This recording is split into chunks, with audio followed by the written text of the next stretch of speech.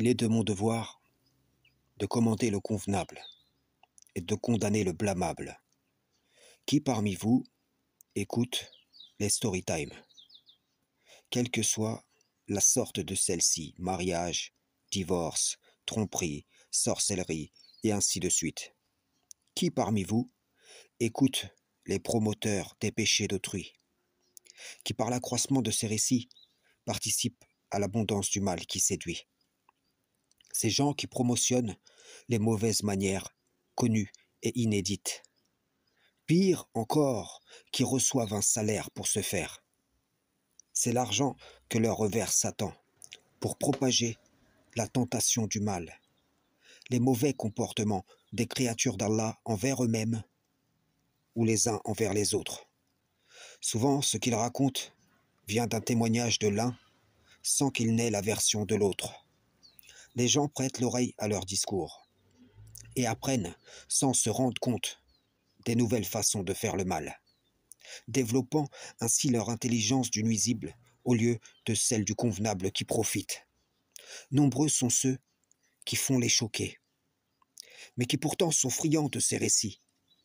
Quelle audience auraient ces raconteurs dans les vallées du net que seuls les insensés suivent si les gens avaient discipliné leur cœur à détourner leur audition de la perversité sous toutes ses formes? Si ces gens haïssent le mal, pourquoi les uns le promotionnent et les autres l'achètent, vendant par ce biais leur âme à Satan le banni, s'endettant devant la face du doux miséricordieux? L'audience, la visibilité démontre la perversité des gens de cette génération.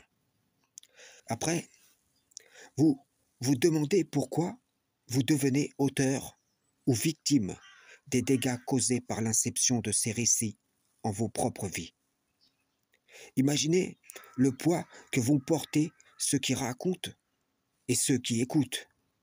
Ils racontent parce qu'ils savent que c'est vendeur. Ils savent que parmi vous, il y a une clientèle qui se ruera pour acheter ces plaisants discours égarants du sentier d'Allah. Comme j'ai déjà dit au sujet des coachs de toutes sortes qui créent plus de problèmes qu'ils n'en règlent, ces gens sont des suppôts de Satan qui invitent au mal, plus qu'ils ne le condamnent. Les histoires sales sont leur fonds de commerce, et personne ne peut s'approcher de leur vitrine sans salir la tunique de sa piété. Sachez-le, vous qui les écoutez, pour Allah, vous êtes avec eux, vous êtes comme eux. Frères et sœurs en islam, salam, shalom.